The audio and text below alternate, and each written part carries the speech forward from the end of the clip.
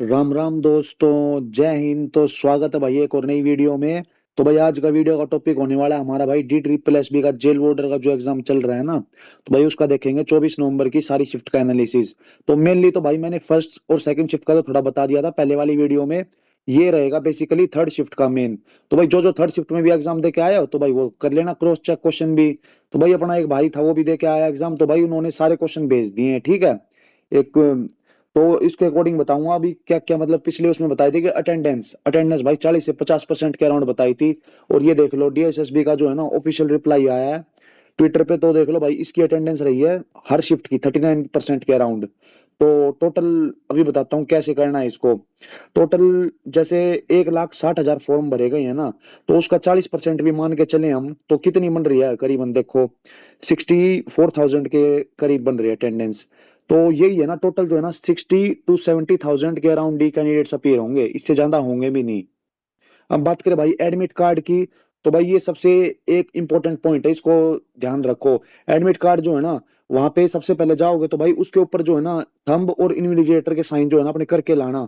और इसको जो है ना भाई संभाल के रख लेना, ठीक है। ये भूल मत जाना इन्विजिलेटर के साइन भी, क्योंकि एडमिट कार्ड का बता दूं संभाल के रखोगे ना भाई डीवी के टाइम पे भी काम आएगा, डॉक्यूमेंट वेरिफिकेशन के टाइम पे। अभी क्या है हमारा अगले महीने दिसंबर में डॉक्यूमेंट वेरिफिकेशन होगा। तो जब भी जो है हमें एडमिट कार्ड अपन लेके जाना है, इसका एग्जाम का भी और इसका फिजिकल का भी, तो अपने जो है ना डॉक्यूमेंट्स के साथ संभाल के रख लेना, मार्कशीट वगैरह के साथ इसको एडमिट कार्ड को वापस ले जाके, ठीक है। तभी कुछ हो पाएगा, वरना भाई FIR वगैरह करवाते घूमोगे कि भाई हमारा एडमिट कार्ड गुम हो गया, मिल नहीं रहा, फिर बाद में तो टेंशन ही टेंशन है। तो इसलिए कह रहा हूँ इस बात को कोई नहीं बताएगा। अपना जो है ना एडमिट कार्ड लेके रखो अपना बढ़िया से, ठीक है। अब बात करते हैं भाई नेक्स्ट नॉर्मलाइजेशन। कई भाइयों के डाउट आ रहे हैं भाई नॉर्मलाइजेशन बता दो कैसे होगा हमारी शिफ्ट का एग्जाम। हमारी एग्जाम का जो है ना लास्ट शिफ्ट में एग्जाम है भाई, तो उस अकॉर्डिंग क्या कुछ रहेगा, मिलेगा या नहीं मिलेगा। तो भाई सबसे पहले बात क्लियर कर देता हूँ नॉर्मलाइजेशन की। नॉर्मलाइजेशन भाई इस अकॉर्डिंग वर्क करेगा, जिसका जितना ज्यादा रो स्कोर होगा ना भाई, रो स्कोर, उसको नॉर्मलाइजेशन मिल जाएगा। और ये जो है ना शिफ्ट के अकॉर्डिंग भी रहता है। इजी शिफ्ट होगी तो भाई नॉर्मलाइजेशन रहेगा कम, और अगर हार्ड शिफ्ट होगी तो भाई हार्ड शिफ्ट में जो है ना नॉर्मलाइजेशन उसको जो है ना ज्यादा मिल जाएगा, क्योंकि वो इक्वल लाएंगे। अब सारी शिफ्ट होंगी ना जैसे इजी वाली और हार्ड वाली, तो भाई सबका एवरेज जो है ना एवरेज इक्वल रहेगा। अब इस एवरेज के अकॉर्डिंग आपने अपनी शिफ्ट में तो अगर अच्छा परफॉर्म किया होगा तब भी ठीक है, बाकी जो है ना अगर आप उस एवरेज से ज्यादा परफॉर्म कर रहे होगे तो भाई उस अकॉर्डिंग जो है आपका नॉर्मलाइजेशन ऐड हो जाएगा। तो भाई ये इसलिए कह रहा हूँ ये सब टेंशन तो बाद की बात है। अभी आप लोग इस चक्कर में फंस के रह जाओगे भाई नॉर्मलाइजेशन कितना मिलेगा कितना नहीं। और भाई पढ़ने वाले पढ़ जाएंगे, रिवीजन रिवीजन करो इस टाइम पे, वही मेन है सबसे, ठीक है। इंपॉर्टेंट टॉपिक जो बता रहा हूँ उसको भाई नोट करो, और अपना जो है वहां से रिवाइज करो कि भाई ये टॉपिक है, यहाँ इससे जो है ना एग्जाम में फोकस करेंगे तो अपना काम हो जाएगा। अब देख लो मेन बात क्या है, 60 से 70 हजार बच्चे बैठेंगे ना एग्जाम में, तो भाई इसमें तो आधे से ज्यादा तो ऐसे हैं बिल्कुल फ्रेशर, जो मतलब जिसको ये भी नहीं पता भाई पेपर कैसे खुलता है। अब जिसने वीडियो देख ली भाई वो थोड़ा पता लग गया, वरना आधे से ज्यादा तो इसमें ऐसी क्राउड आती है DSSB में, भाई पता भी नहीं होगा किस तरीके से सेक्शन अटेम्प्ट होंगे। आधों को तो वहां एग्जाम में जाके पता चल रहा है कि भाई सेक्शन जो है एक बार में हम एक ही सेक्शन खोल सकते हैं ना, जो है हम आगे पीछे कर सकते हैं। सबसे पहले जो रीजनिंग खुलेगा, फिर जीके, उसके बाद मैथ, फिर इंग्लिश, फिर हिंदी। अब तक पूछ रहे हो भाई पहले जो हिंदी कर सकते हैं या एक सेक्शन छोड़ दे तो बाद में वापस उसके ऊपर आ सकते हैं या नहीं आ सकते। तो भाई ये है मेन बात, ठीक है।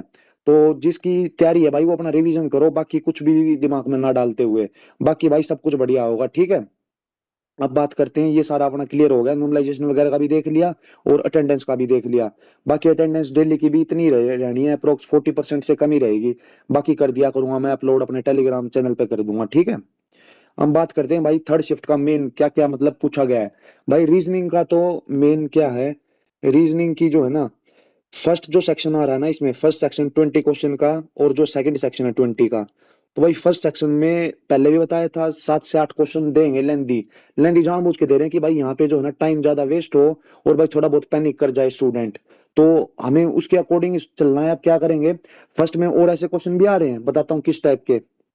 जैसे सीरीज दे दी एक, 3 से 4 क्वेश्चन है सीरीज टाइप के, कि सीरीज जैसे देखो नंबर की सीरीज है, जैसे 2 3 A B हैश, और भाई E I 2 @ ऐसे करके 10 15 नंबर की देंगे।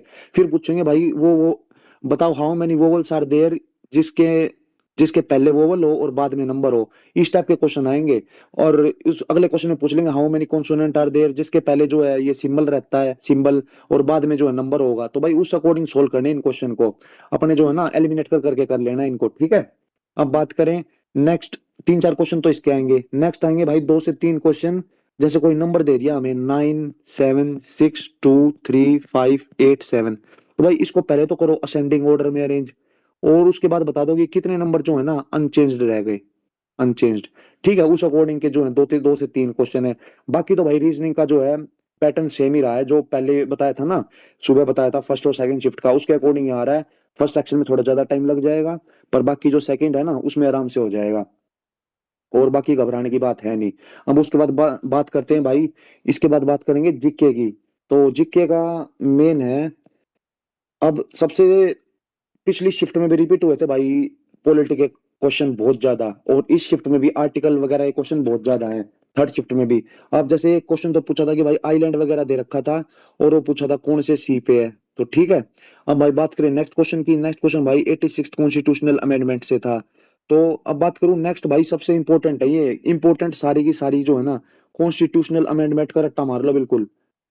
अब जैसे बात करें भाई 97 कॉन्स्टिट्यूशनल अमेंडमेंट का भी शायद क्वेश्चन देखने को मिला था, कोऑपरेटिव सोसाइटी होता है।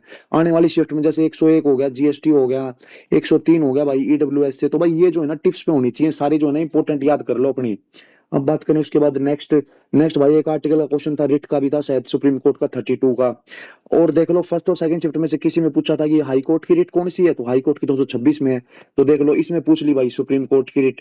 तो इनसे ही घुमा फिरा क्वेश्चन वही पूछने हैं जो जो इंपॉर्टेंट टॉपिक है ना, जो भी मैंने बताया सारे फंडामेंटल राइट याद होने चाहिए सबसे पहले तो, 1 से लेके 30 तक, 32 तक, और उसके बाद भाई डीपीएसपी याद करो सारे 36 से लेके 51 तक, और जो है इंपॉर्टेंट फंडामेंटल ड्यूटीज वगैरह भी याद होनी चाहिए भाई, 11 की 11 याद होनी चाहिए कौन से पार्ट में कौन सी ड्यूटी है, ठीक है। उसके बाद बात करते हैं भाई बायोलॉजी से। बायोलॉजी से भी 2 क्वेश्चन थे इस शिफ्ट में। एक क्वेश्चन तो था भाई डीएनए से रिलेटेड, तो जो है ना सेल चैप्टर को थोड़ा अपना रिवाइज कर लो, सेल चैप्टर से आगे आने वाली शिफ्ट में भी क्वेश्चन देखने को मिलेंगे।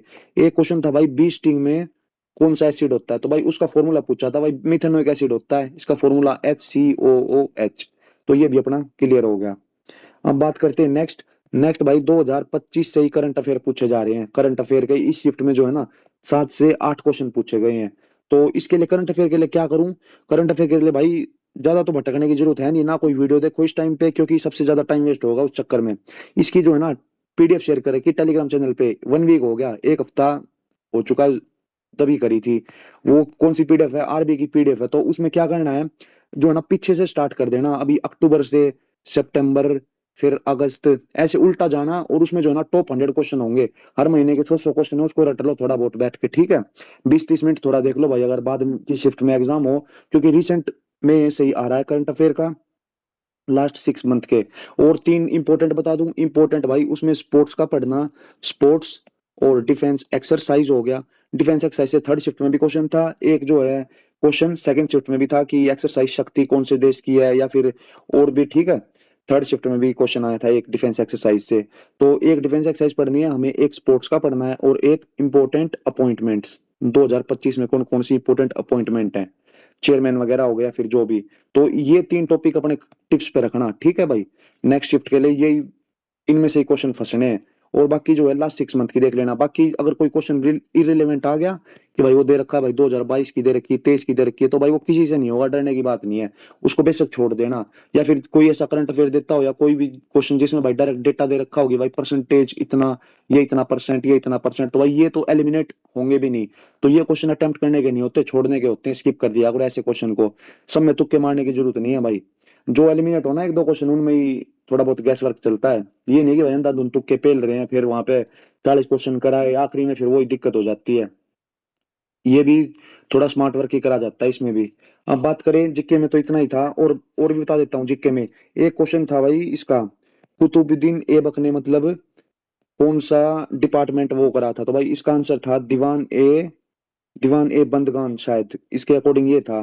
क्योंकि इस ऑप्शन में जो ना दीवान ए अर्ज दे रखा था, दीवान ए कोई दे रखा था, ये तो भाई MBT मोहम्मद बिन तुगलक ने करा था, ये बलबन ने करा था। तो इसके अकॉर्डिंग ये बताया था भाई दिल्ली सल्तनत हो गया, दिल्ली सल्तनत और मुगल्स। तो ये दोनों जो है ना टॉपिक अपने टिप्स पे कर लो, क्वेश्चन बनेंगे इनसे, ठीक है। उसके बाद बात करें भाई डांस की, डांस से जो है ना 2 से 3 क्वेश्चन थे इस शिफ्ट में। एक तो डांस था भाई यूपी का डांस था चरकुला, वो दे रखा था। तो स्टैटिक के ही क्वेश्चन है। बाकी 2 डांस जो है राजस्थान से दे रखे थे, और एक शायद मध्य इसका महाराष्ट्र का दे रखा था। महाराष्ट्र का दे रखा था इसका डांस कोहली करके, वो ऑप्शन में नहीं था, ऐसा करके दे रखा था। राजस्थान के दे रखे थे डांस भाई, घूमर वगैरह, कालबेलिया, तो ये सारे याद होने चाहिए। अब बात करें नेक्स्ट, 2 क्वेश्चन भाई फेस्टिवल से थे, 2 क्वेश्चन फेस्टिवल से, और एक क्वेश्चन जो है ना 5 ईयर प्लान से भी था। और बात करें, और तो सारा जीके का यही है। इंपॉर्टेंट टॉपिक इनको देख लेना, सबसे मेन फोकस रखो इस टाइम पे पॉलिटी, उसके बाद हिस्ट्री, और उसके बाद ज्योग्राफी। फिर थोड़ा बहुत जो है ना साइंस, इकोनॉमिक्स और करंट अफेयर बाद की बात है। सबसे पहले जो है ना इनकी पीडीएफ रिवाइज करो। इनकी पीडीएफ भाई शेयर कर रखी है, अपना जो है इनमें से ही पढ़ो, मोस्ट इंपोर्टेंट है ये। ठीक है, जीके में यहीं से बनेंगे क्वेश्चन। और उसके बाद बात करें भाई मैथ्स की। अब मैथ्स का सबसे बड़ा डाउट रहता है।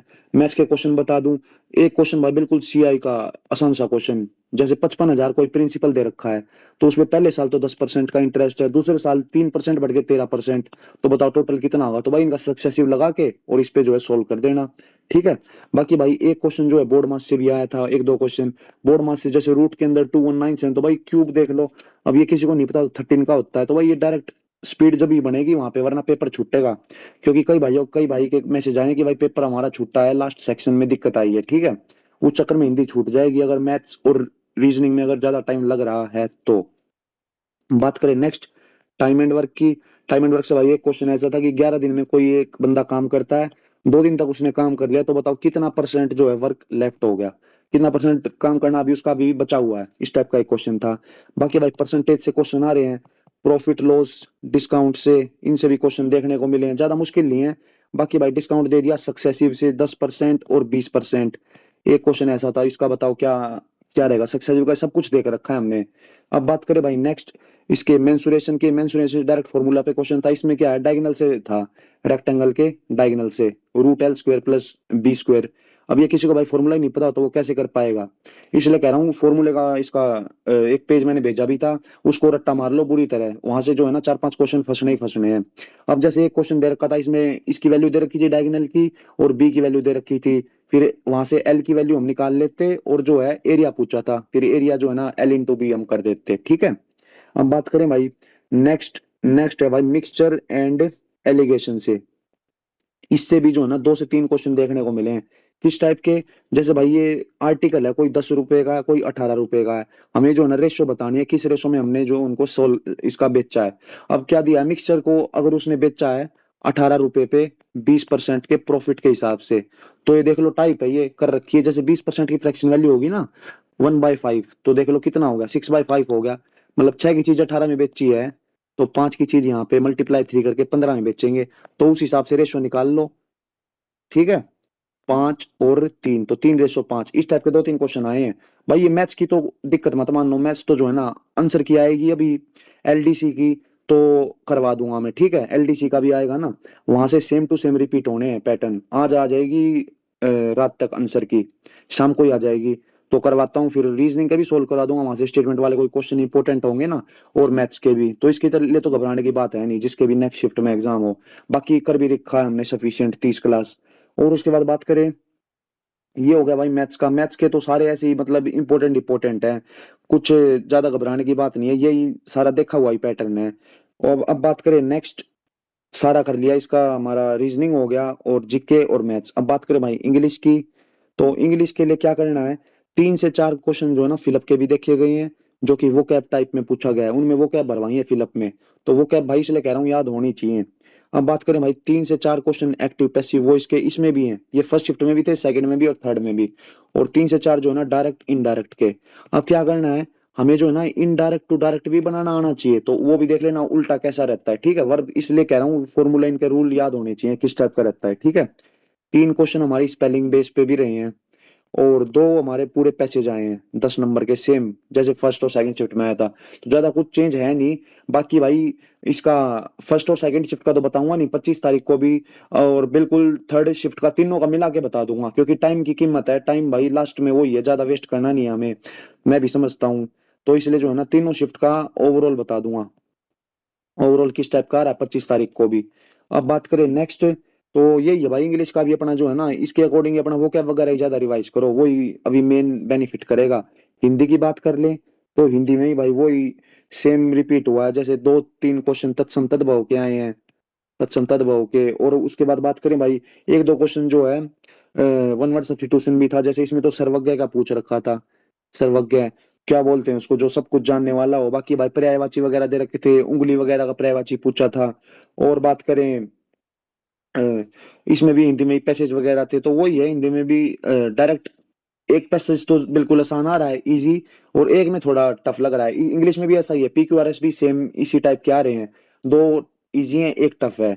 इसमें पैसेज में भी ऐसा ही था, एक पैसेज इजी था और मतलब वो आसानी से समझ आ रहा था, और एक में क्या है लैंग्वेज थोड़ी टफ थी। तो इसके अकॉर्डिंग भाई करो अपना। मेन बात तो यही है कि भाई पेपर कंप्लीट होना चाहिए आपका, कंप्लीट, ठीक है। और वो कंप्लीट कब होगा भाई, जब इनफ प्रैक्टिस होगी। प्रैक्टिस किसकी, रीजनिंग की और मैथ्स की। क्योंकि मैं बता रहा हूँ भाई इसमें जीके सब कर लेंगे, इंग्लिश सब कर लेंगे और हिंदी सब कर लेंगे, इनमें टाइम नहीं लग रहा। अब क्या है, जिस भाई की प्रैक्टिस नहीं है ना, प्रैक्टिस जिसकी कम है, तो वो क्या कर रहा है, वो रीजनिंग और मैथ्स में ज्यादा टाइम लगा रहा है, उस चक्कर में क्या है, हिंदी के उसका लास्ट सेक्शन जो है छूट रहा है। तो अपना जो है ना अभी के लिए क्या बता रहा हूँ, कैसे टाइम मैनेज करके चलो, कम से कम जो है ना 3 आवर्स मैथ्स और रीजनिंग दोनों के लिए लगाओ भाई दिन में।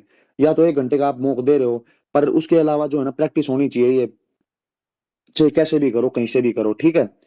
क्योंकि मैथ्स की तो 30 वीडियो डाल रखी है, या तो वो कंप्लीट नहीं हुए तो वहां से कर लो, बाकी करते हैं आज से स्टार्ट कर लेंगे। LDC वाली आंसर की आती है वो सोल्व करवा दूंगा, वहीं से रिपीट होंगे। और बात करें तो मेन यही है भाई, इसकी प्रैक्टिस करो, 3 घंटे ये होनी चाहिए, 1 घंटा हमारा जो है ना वो कैब के लिए दे दो इंग्लिश की। भाई 30 एक मिनट जो है हिंदी की वो कैब रिवाइज करो, 30 मिनट हिंदी की वो कैब रिवाइज कर लो। और भाई 30-40 मिनट जो है ना करंट अफेयर पढ़ लो, करंट अफेयर के लिए कर लो। बाकी यही अपना जो है ना टाइम स्लॉट जो है बांट के चलो, कैसे कैसे अभी थोड़ा पढ़ रहे हैं। भाई थोड़ा प्रोडक्टिव होना चाहिए लास्ट के टाइम पे, जब भी कुछ इंप्रूवमेंट जो है दिख पाएगी और बढ़िया काम हो पाएगा। बाकी अगर और कुछ डाउट हो तो भाई वो बता देना। और वीडियो अच्छी लगी हो तो भाई चैनल को सब्सक्राइब भी कर लो, बार बार तो बोलना नहीं जाता। और लाइक कर देना वीडियो को। और भी कोई डाउट हो ना तो भाई वो कमेंट सेक्शन में बता देना। तब तक के लिए जो है ना सारे भाई मेहनत करते रहो और आगे बढ़ते रहो। जय हिंद।